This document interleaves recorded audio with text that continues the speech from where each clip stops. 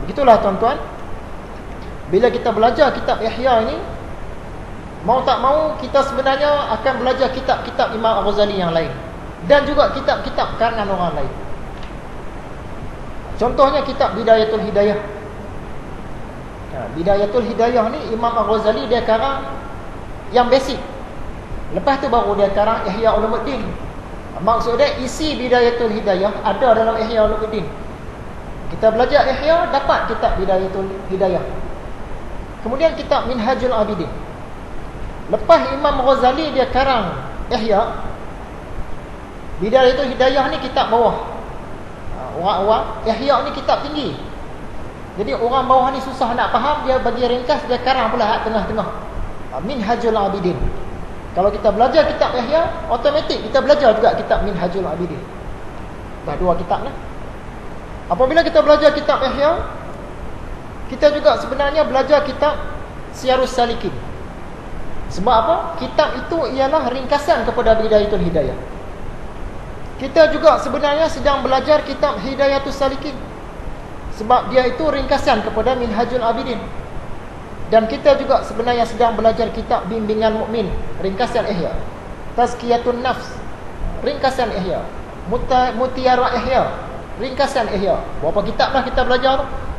Secara tak langsung sebenarnya kita belajar kitab-kitab tu juga. Dan untuk memaham kitab Ihya, kita kena belajar 4 lagi kitab Imam Al-Ghazali, termasuklah Mishkatul Anwar yang kita sebut tadi.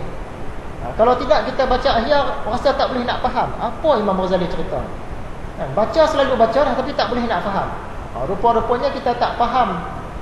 Ada 4 lagi kitab tu, kena faham 4 kitab tu, baru tahu jalan cerita Ihya. Oh begini rupa dia nak cerita. Kalau tidak baca Ihya tak boleh nak faham.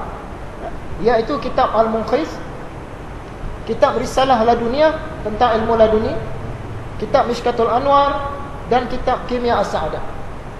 Berapa kitab dah tu? Lebih daripada 10 kitab. Kita belajar kitab ni seolah-olah kita belajar 10 kitab. InsyaAllah. Imam Malik, dia sangat memuliakan ilmu agama, sehingga kalau dia nak riwayatkan hadis, dia akan ambil wuduk, dia duduk tempat elok-elok, ada pula cushion dia tu. Macam orang nak akad nikah tu, ada pula cushion dia, ada sikat rambut, sikat janggut, pakai wangi-wangi, baru dia riwayatkan hadis. Itu cara dia, sebab dia nak muliakan hadis.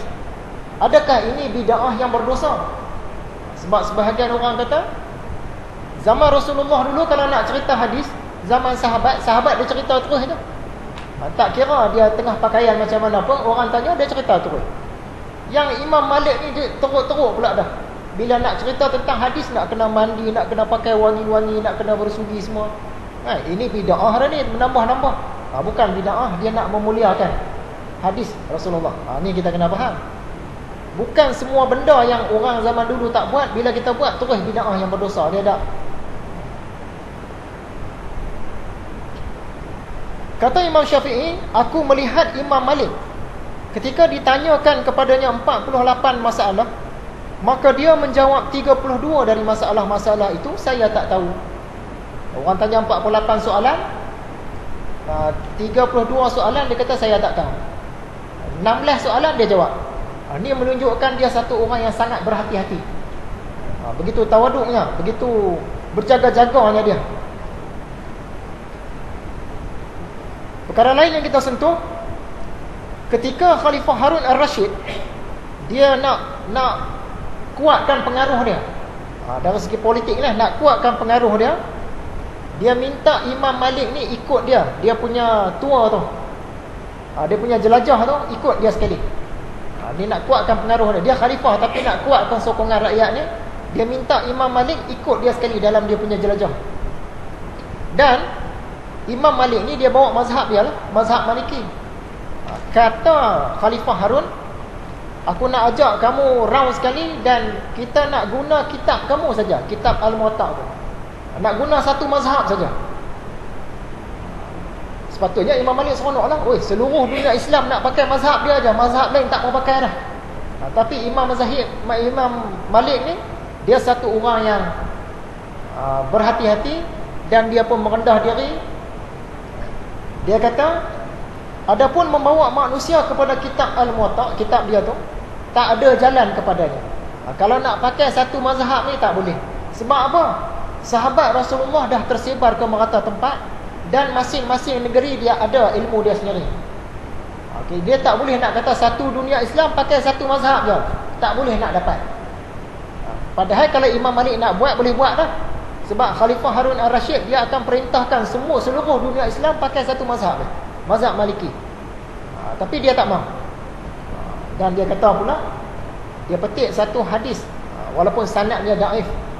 Maksud hadis tu, perbezaan pendapat dalam kalangan umatku adalah suatu rahmat. Perkara seterusnya, suatu hari Imam Abu Hanifah, pengasas mazhab Hanafi, dia berjalan di jalan raya. Di tepi jalan tu ada orang bersembang. Orang kata tu, tengok tu ulama tu, dia inilah orang yang menghidupkan seluruh malamnya dengan ibadah. Maksud dia tak tidur lah. Tengok tu, Imam Abu Hanifah.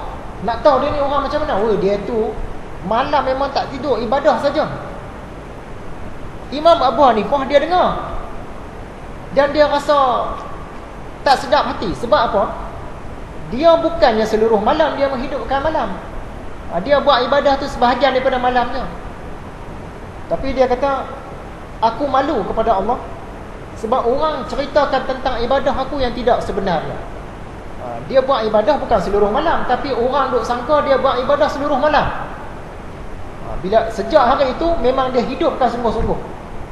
Boleh kata seluruh malam tu lah dia buat amal ibadah. Sebab orang cakap kat dia macam tu, dia dengar, weh, dia tu bagus lah. Sehari sembahyang sunat 20 rakaat, sembahyang sunat saja 20 rakaat. Padahal kita tak buat pun. Kita buat mungkin 6-7 rakaat kan. Bila dengar tu, kena buat lah. Sebab orang sangka aku buat 20 rakaat, tapi aku buat 6-7 saja. Buatlah 20, alang-alang baik buat betul. Tu Imam Abu Hanifah. Dan ada satu cerita mulut ke mulut. Ni cerita wali-wali dulu-dulu lah. Ada satu orang pencuri, dia nak mencuri. Tiba-tiba ada dua orang lelaki bersembang. Dia menyorok. Dalam keadaan dia menyorok tu, dua lelaki tadi cakap salah seorang dia wali Allah. Pencuri tu pun kenal. Dia kata, wali Allah ni. Wali Allah tu cakap kepada kawan dia, kamu tahu tak, ada satu orang lelaki, nama dia sekian-sekian-sekian. Kita ambil contoh Azman lah. Kamu tahu tak Azman? Azman tak kenal? Azman tu suatu hari nanti dia akan jadi wali Allah. Kata wali Allah ni. Azman tu terdengar sebab dia menyorok. Dia tengah menyorok tu. Dia nak mencuri. Dia memang pencuri. Kerja dia mencuri je. Dia kata, macam mana Tok Wali ni boleh kata aku akan jadi wali satu hari nanti? Dia duk fikir, aku pencuri kan, ilmu agama kurang, belajar agama pun tak belajar, memang tak bertanjak nak jadi wali pun. Tapi sebabkan dia dengar cakap kita ni, dia tak jadi mencuri, dia balik rumah duk termenung. Termenung, dia kata, betul ke aku ni boleh jadi wali? Aku ni pencuri. Bila dia termenung tu, datang kesedaran kat dia, baik aku berhentilah mencuri ni. Baik aku berhenti mencuri, aku pergi belajar agama lah. Dia pergi belajar agama dan memang betul kan? Tahun-tahun lepas tu dia terpilih sebagai wali Allah. Padahal asal dia tadi dia nak mencuri, dan kerja dia memang mencuri. Dia terdengar cakap tu, terus dia berubah. Ni kira rezeki terpijak lah. Tak disangka-sangka. Mengenai zuhudnya Imam Abu Hanifah, diriwayatkan dari Ar-Rabi' bin Ashim yang mengatakan, aku diutus oleh Yazid bin Umar bin Hubairah, maka aku datang menjumpai Abu Hanifah. Yazid mahu mengangkat Abu Hanifah menjadi pengurus Baitul Mal. Dia menolak lalu dipukul 20 kali. Ni pemerintah nak lantik ulama ni, nak lantik Imam Abu Hanifah ni. Kami nak lantik kamu jadi Menteri Kewangan, Gubernur Bank Negara ni, mau tak? Tak mau. Tak mau, kena pukul, kena sebat 20 kali. Dia tak mau, tak sanggup nak terima. Patut kita seronok lah kan, pegang duit ni, Baitul Mal zaman tu. Siapa pegang Baitul Mal ni? Orang kaya, jutawan. Dia sanggup, tak mau menunjukkan zuhud dia. Tak mau. Kalau tak mau kena sebat 20 jawatan. Tak apa, sebatlah. Kena hukum sebat, tak mau jawatan. Kalau sekarang pakak rebut. Nak rebut jawatan, tambah jawatan yang berkait dengan duit ni rebut.